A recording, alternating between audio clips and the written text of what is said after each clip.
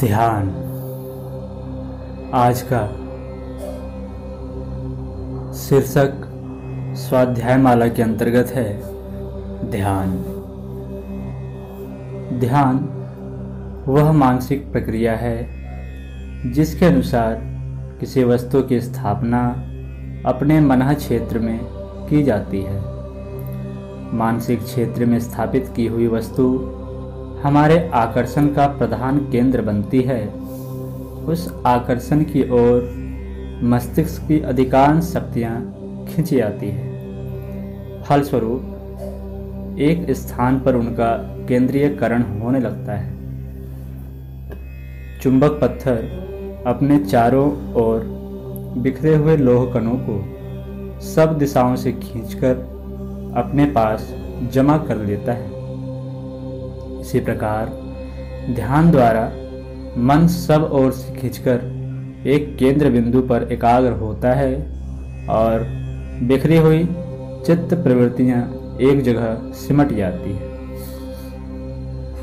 कोई आदर्श लक्ष्य इष्ट निर्धारित करके उसमें तन्मय होने को ध्यान कहते हैं। जैसा ध्यान किया जाता है मनुष्य वैसा ही बनने लगता है।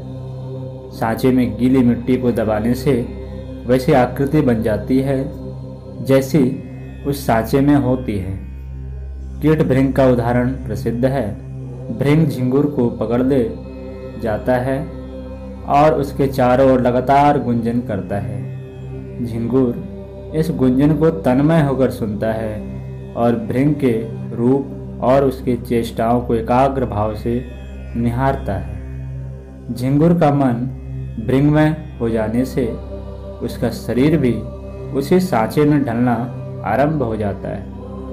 उसके रक्त मांस नस नाड़ी व त्वचा आदि में मन के साथ ही परिवर्तन आरंभ हो जाता है और थोड़ी समय में वह झिंगुर मन से और शरीर से भी असली भृंग के समान बन जाता है। इसी प्रकार ध्यान शक्ति द्वारा साधक का सर्वांग पूर्ण कायाकल्प होता है। साधारण ध्यान से मनुष्य का शरीर परिवर्तन नहीं होता।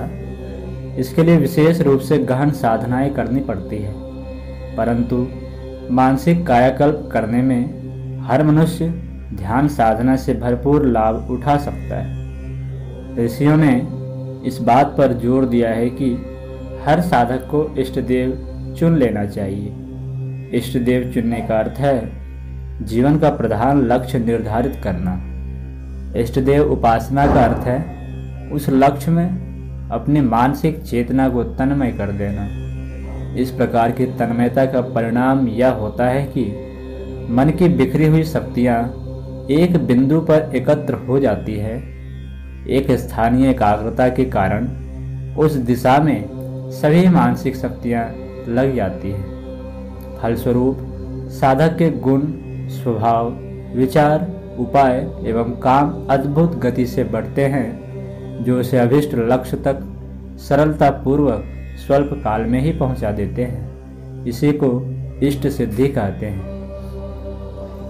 ध्यान साधक के लिए आदर्शों को दिव्य रूपधारी देवताओं के रूप में मानकर उनमें मानसिक तन्मयता स्थापित करने का यौगिक विधान है। प्रीति सजातियों में होती है, इसलिए लक्ष्य रूप इष्ट को दिव्य देहधारी देव मानकर उसमें तन्मय होने का गुण एवं रहस्यमय मनोवैज्ञानिक आधार स्थापित करना पड़ता है। एक एक अभिलाषा एवं आदर्श का प्रतीक सावित्री मानी गई है। गौरी, पद्मा, शची, मेधा, सावित्री, विजया, जया, देवसेना, स्वधा, स्वाहा, मातर, लोकमातर, धृति, पुष्टि, तुष्टि और आत्मदेवी ये षोडश मातृकाएं प्रसिद्ध हैं। शैलपुत्री, ब्रह्मचारिणी, चंद्रघंटा, कुष्मांडा, स्कंद माता, कात्यायनी, कालरात्रि, महागौरी एवं सिद्धिदात्री ये नव दुर्गाएं अपनी अपनी विशेषताओं के कारण हैं। ऐसा भी हो सकता है कि एक ही इष्ट देव को आवश्यकता अनुसार विभिन्न गुणों वाला मान लिया जाए। एक ही महाशक्ति की विविध प्रयोजनों के लिए काली, तारा, षोडशी, भुवनेश्वरी, छिन्नमस्ता, त्रिपुर भैरवी, बगला, मातंगी, कमला, इंद्राणी, वैष्णवी, ब्रह्माणी, कौमारी, नारसिंही, माहेश्वरी तथा भैरवी आदि विविध रूपों में उपासना की जाती है।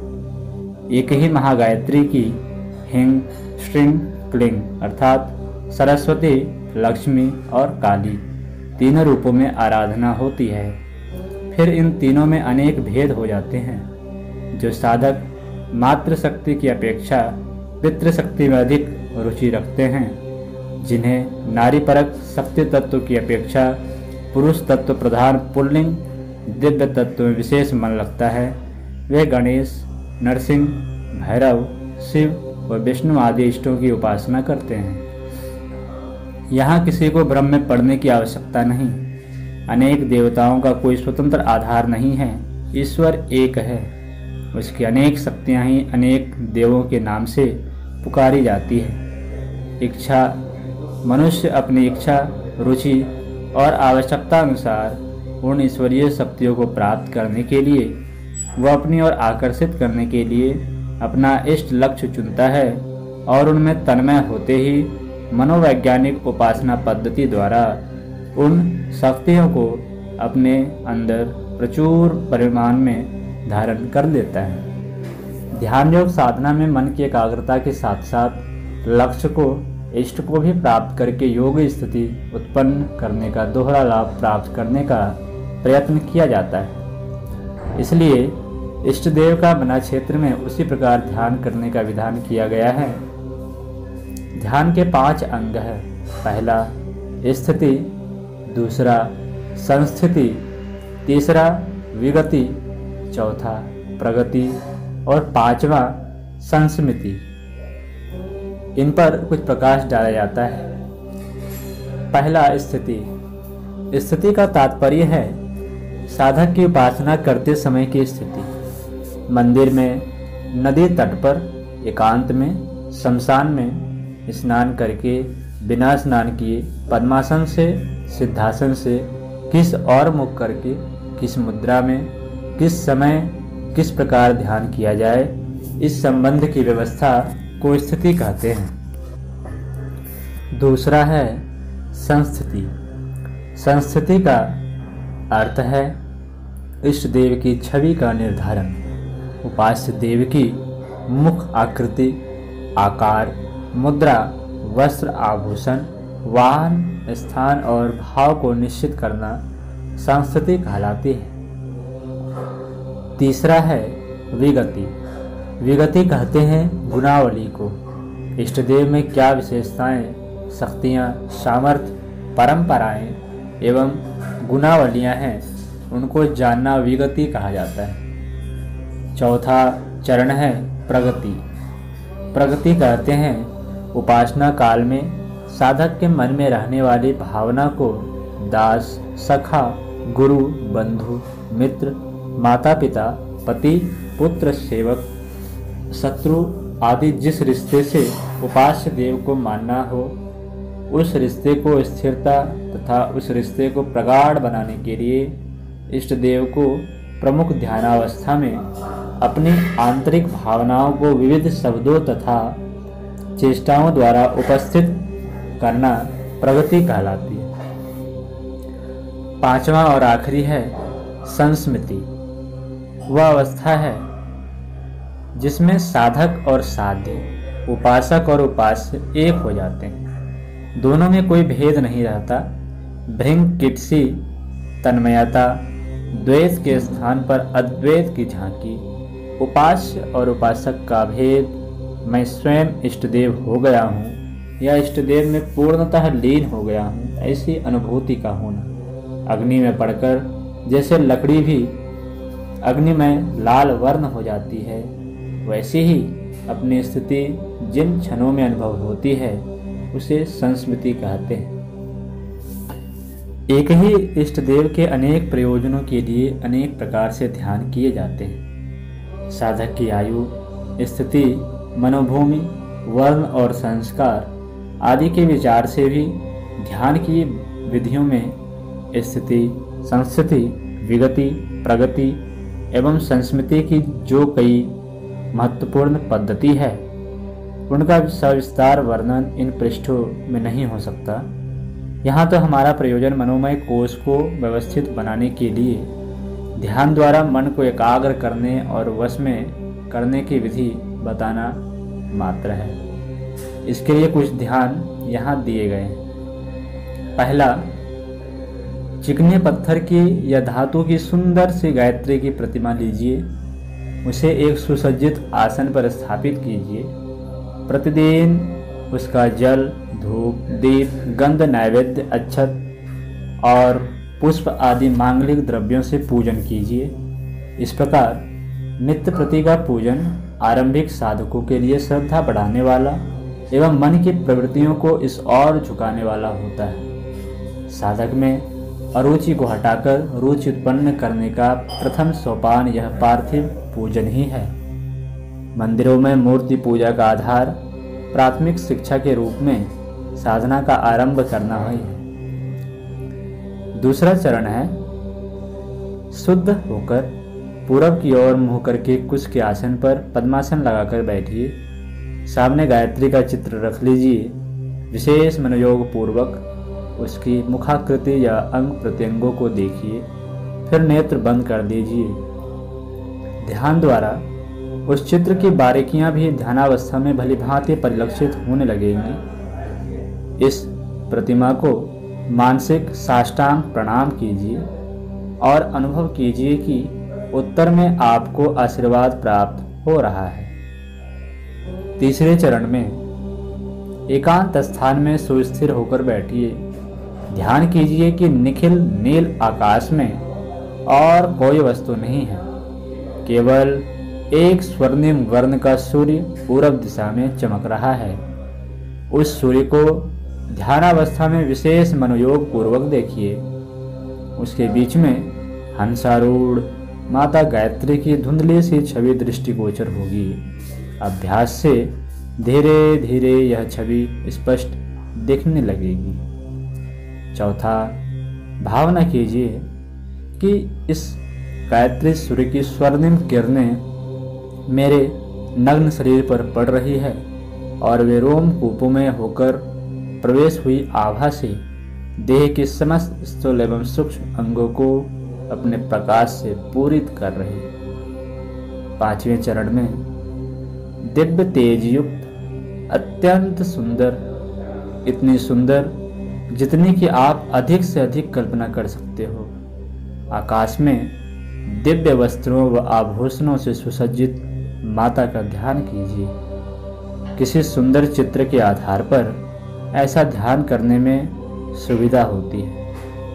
माता के एक एक अंग को विशेष मनोयोग पूर्वक देखिए। उसकी मुखाकृति, चितवन, मुस्कान और भाव भंगिमा का विशेष ध्यान कीजिए।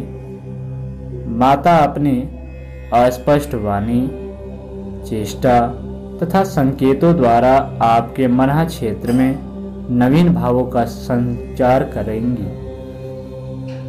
छठे चरण है कि शरीर को बिल्कुल ढीला कर दीजिए। आराम कुर्सी, मसनद या दीवार का सहारा लेकर शरीर की नस नाड़ियों को निर्जीव की भांति शिथिल कर दीजिए। भावना कीजिए कि सुंदर आकाश में अत्यधिक ऊंचाई पर अवस्थित ध्रुव तारे से निकलकर एक नील वर्ण की शुभ्र किरण क्षुधा धारा की तरह अपनी ओर चली आ रही है और अपने मस्तिष्क या हृदय में ऋदंभरा बुद्धि व तरण तारणी प्रज्ञा के रूप में प्रवेश कर रही है।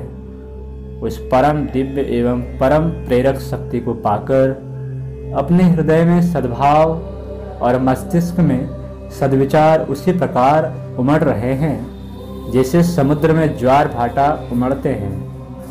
वह ध्रुव तारा जो इस दिव्य धारा में प्रेरक है, सत लोकवासिनी गायत्री माता ही है। भावना कीजिए कि जैसे बालक अपनी माता के गोद में खेलता और क्रीड़ा करता है, वैसे ही आप भी गायत्री माता की गोद में खेल और क्रीड़ा कर रहे हैं। 7वां चरण है, मेरुदंड को सीधा करके पद्मासन से बैठिए, नेत्र बंद कर लीजिए, भ्रूमध्य भाग भ्रिकुटी में शुभ्र वर्ण दीपक की लौ के समान दिव्य ज्योति का ध्यान कीजिए।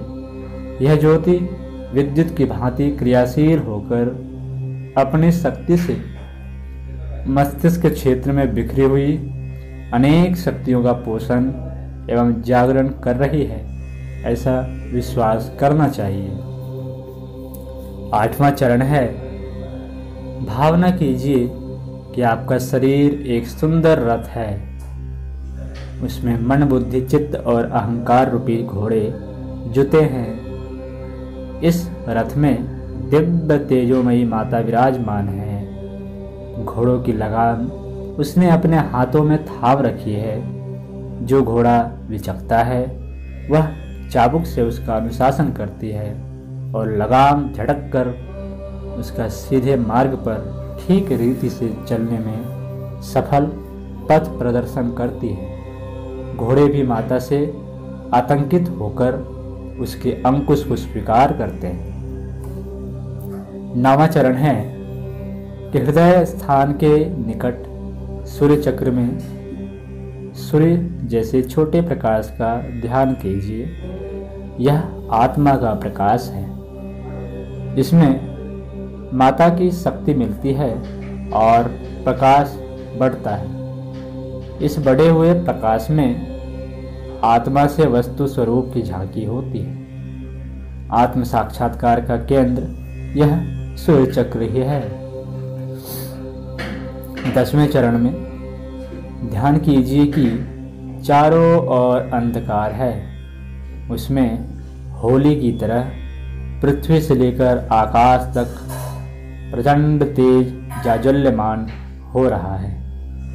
उसमें प्रवेश करने से अपने शरीर का प्रत्येक अंग मनः क्षेत्र उस परम तेज के समान अग्निमय हो गया है। अपने समस्त पाप ताप विकार संस्कार जल गए हैं और शुद्ध सच्चिदानंद शेष रह गया है। ऊपर कुछ सुगम एवं सर्वोपरि ध्यान बताए गए हैं। ये सरल हैं और प्रतिबंध रहित। इनके लिए किन्हीं विशेष नियमों के पालन की आवश्यकता नहीं होती। शुद्ध होकर साधना के समय उनका करना उत्तम है। वैसे अवकाश के अन्य समयों में भी यह चित्त शांत हो तो इन ध्यानों में से अपने रुचि के अनुकूल ध्यान किया जा सकता है। इन ध्यानों में मन को संयत व एकाग्र करने की बड़ी शक्ति है। साथ ही उपासना का आध्यात्मिक लाभ भी मिलने से वे ध्यान दोहरा हित साधन करते हैं।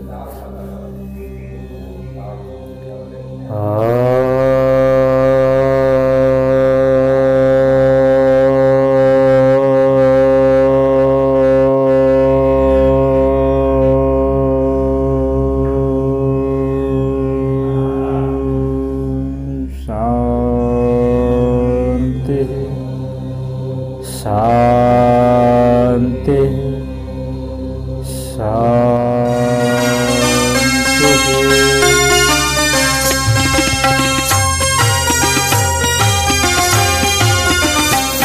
चलो गुरुदेव के सपने सजाने की शपथ ले ली।